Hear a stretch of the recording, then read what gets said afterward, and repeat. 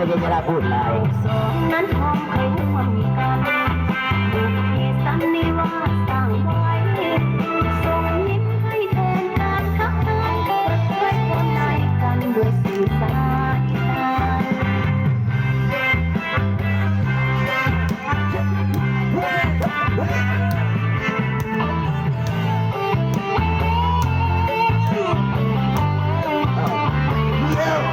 เกี่ยวกันเกี่ยวกันเดียวอะไรเนาะของเด็กบอลไทยให้สาวนาแก้วคงสาวตาคงแห่งเมืองสวรรค์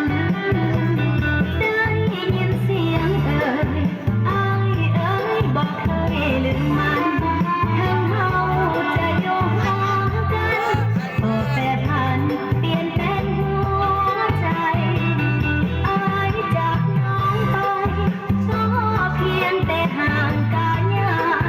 จิตใจและดวงดาวโอ้คิดมาบอกเคยหวังว่าถ้าหากน้องอยู่อย่าสูงเจ้าอย่าน้อยใจทั้งเฮาจะอยู่ห่างไกลห้องหัวใจเฮาไม่ตรงกัน